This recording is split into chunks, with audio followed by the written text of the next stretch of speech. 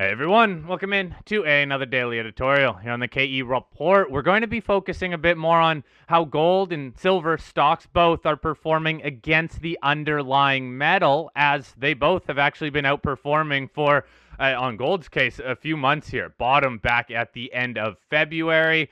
We're also going to be looking at the inflation adjusted price of gold, all focused on the charts as we are chatting with Jordan Roy-Byrne, founder and editor of the Daily Gold. Jordan, let's start off simply with gold stocks against gold. I have a GDX to gold chart up here, and we saw to start off this year, gold was vastly outperforming the gold stocks. But right at the end of February, a pretty notable turn in this chart. And for the last about 2-3 months now, gold stocks have been outperforming gold pretty much right back to where they started the year. Took pretty much 2 months, 3 months of losses all back in just a few months. Jordan, what do you take away from this turn in the chart? Still a lot of room to go on the upside, but a clear, almost V-shaped recovery that we've seen. Yeah, well, what I'm looking at, there's a couple of things that I'm looking at right now. I'm not looking at the ratio of gold stocks to gold per se. I'm more just looking at the price action, and you see there's a couple, well, yeah, two positive divergences in the miners against the metals. And so the first is, it's a simple one. You look at gold and both gold and silver, they made a lower low about 3 days ago or so. A lower low versus there was a previous low, which it looks like it was on April 23rd or April 22nd. So you had that low, then you had another low in both gold and silver. However, if you look at GDX and GDXJ, that was the low, on the day after April 22nd. So that was the low in miners, but that wasn't the low in the metals. So this is, we're just looking at the last 3 weeks or so. So you have a lower low in the miners, no lower low in the miners.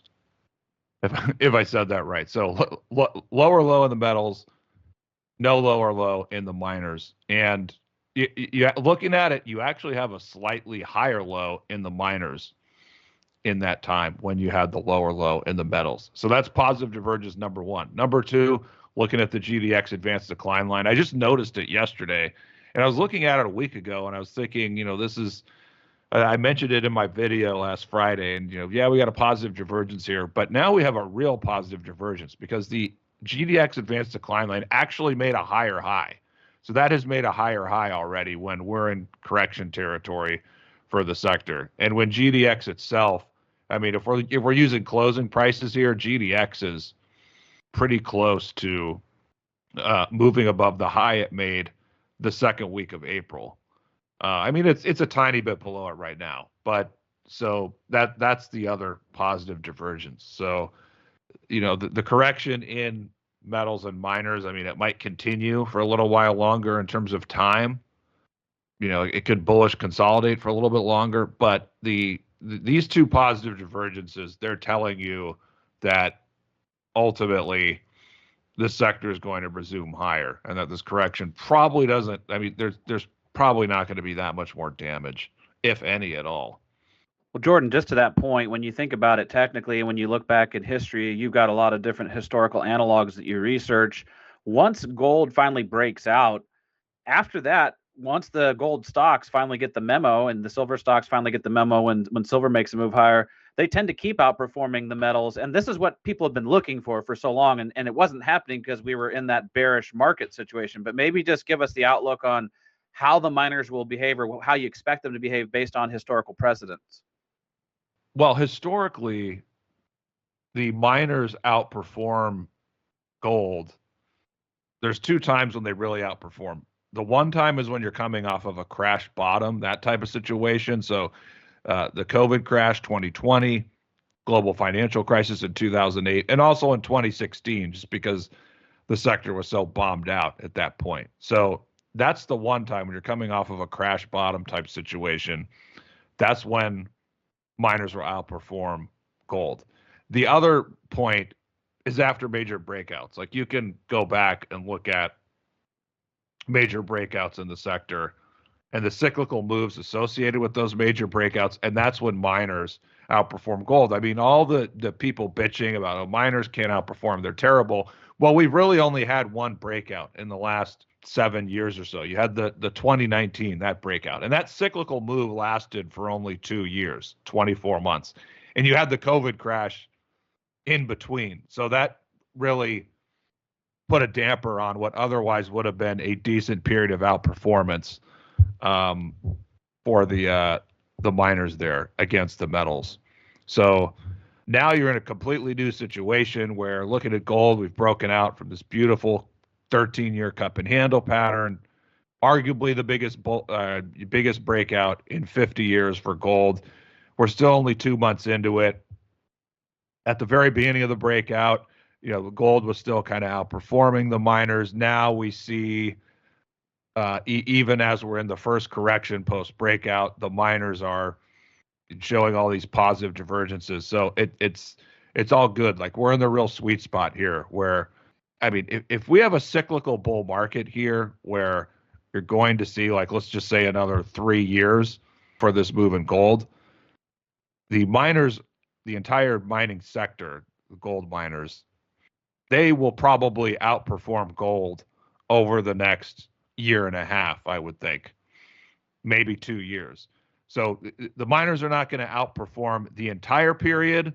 They're not going to outperform gold through the entire 3-year period, but they'll outperform it, past the halfway point and, kind of 2/3, 60%, somewhere in there. Then you'll start to see the miners lose their outperformance, even as the cyclical bull has a little bit more room to go. But it's when you're in, you're at the beginning of a cyclical move. There's a big breakout. That is the real sweet spot for miners outperforming. So the miners, again, we're in the sweet spot right now. They are really going to continue to outperform gold and the silver stocks as well.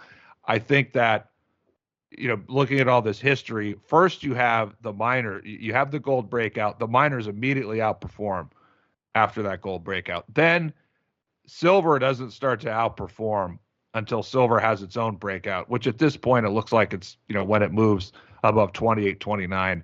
When that starts to happen, I think you'll see the silver stock like really strongly outperform that move. So again, we're in the real sweet spot for miners outperforming. Like, this is the time to be all in on the miners.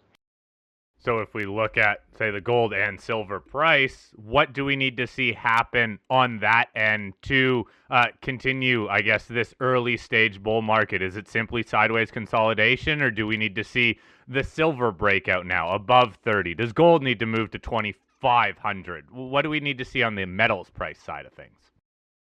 Yeah, it's a good question because, I mentioned the sweet spot multiple times. At some point, you get into that sweet spot, and then you see the miners, they strongly outperform. So before you're looking at it, you think, well, I need gold to get to 2,800, for this stock to move to here. But, maybe when it starts, I should say, because where we are now, and the miners are already, I mean, they're set to really outperform. Maybe you only need to see 2,550 or 2,600 to get that move, to get that beta or leverage, I should say, that you are looking for. And it's the same thing with silver, whereas I'm kind of sensing here that when you get that move from 28 to 34 in silver, like, you can see the stocks really, really outperform. So at this point, I don't think we need to see gold and silver go to a particular price point. I mean, the next one for the sector, I would say, is silver breaking above that 28, 29 resistance. With respect to gold, I mean, you could have, I know we're going to talk about the inflation adjusted chart, so that's, another breakout that's coming. But other than those, signposts, the miners are going to lead this move. So, and again, we've already seen it. They got the two positive divergences. So the miners are going to move ahead and lead the metals at this point and telegraph those moves in the metals. So we don't necessarily need to see the metals go to a certain level for the miners to really outperform. It's just the way that the action in the market is telling you the miners are outperforming, and they're going to lead this move. Because when they outperform and they have all these positive divergences when the metals are correcting, that's a really, really bullish sign. That tells you what is coming, once the metals finish their corrections. Yeah, Jordan, it's almost the opposite of the bear market action where the miners are correcting down further than the metals and they're outperforming on the downside. When they finally believe that the gold momentum is in place and the bull market is on, they do start that outperformance. But you brought up a point to your subscribers just recently this week about looking at another confirmation, and that is the breakout in the inflation adjusted gold price. It's a very long base that you're pointing out, and coming out of something like that is just another, it will be another confirmation. It's not as pretty of a chart, the inflation adjusted gold price. So maybe walk us through what you're looking at and why you think this is a significant marker in the sector. Well, first of all, it's significant because if you look at the last 50, 70, 100 years, like if you look at a chart of the Barron's Gold Mining Index, which I have the data going back in another index that I attached to it going back a century, you look at just the general slope and curves in that historical gold stocks chart, it looks very similar to gold against the CPI, which is the inflation adjusted chart. And it makes a lot of sense because the gold stocks, they don't really follow gold. They follow gold margins. I mean, we should, some people mention this, but still, you hear all the talk about, oh, well, gold's up and the gold stocks aren't doing that. I heard Bob Quartermain was saying we need a better connection between the two. I don't really know what that means exactly, but what I do know is what I just said, in that over long periods of time, the gold stocks follow the inflation adjusted price much more closely than they do the gold price.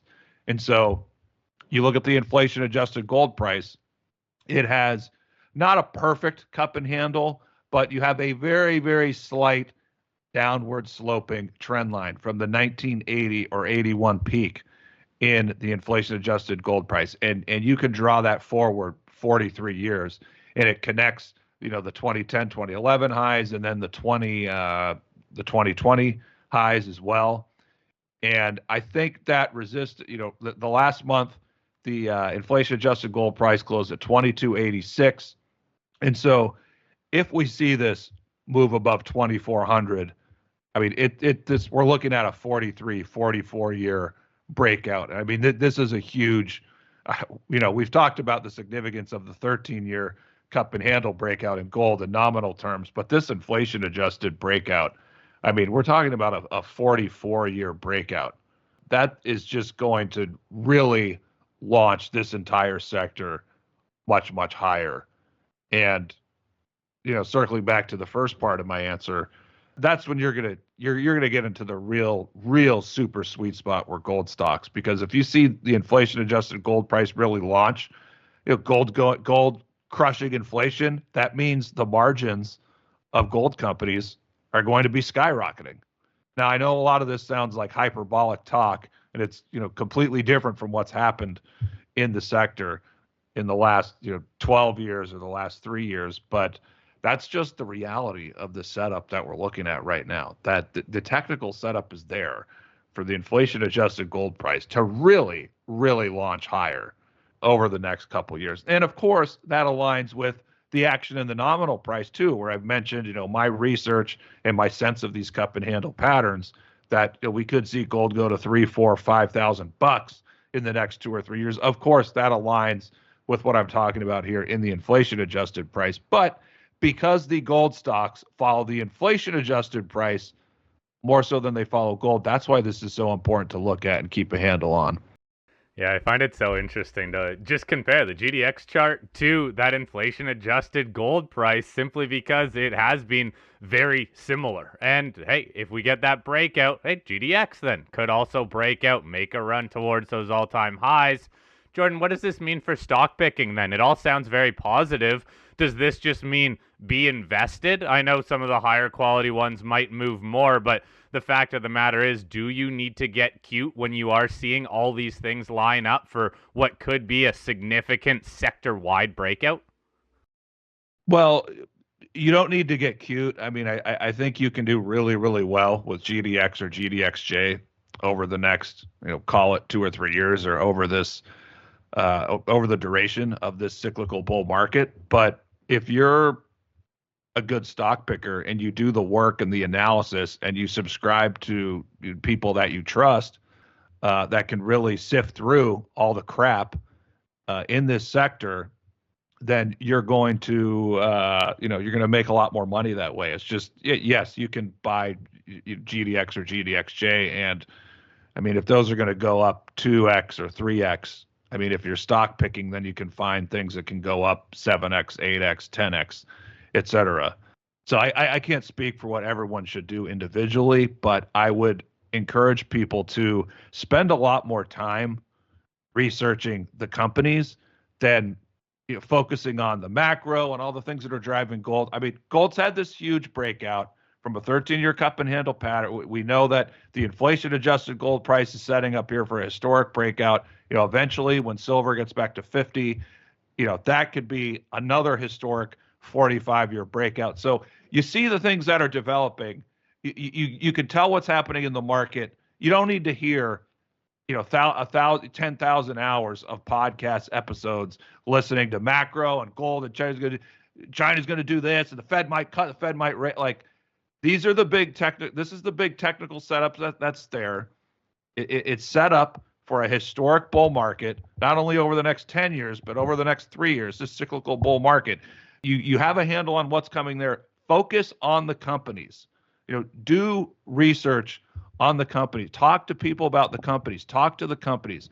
Subscribe to the people you trust who are covering all these companies.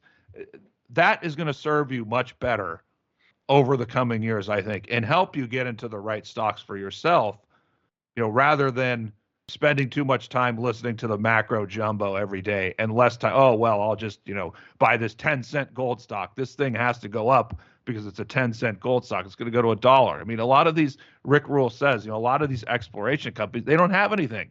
They don't have any gold resources.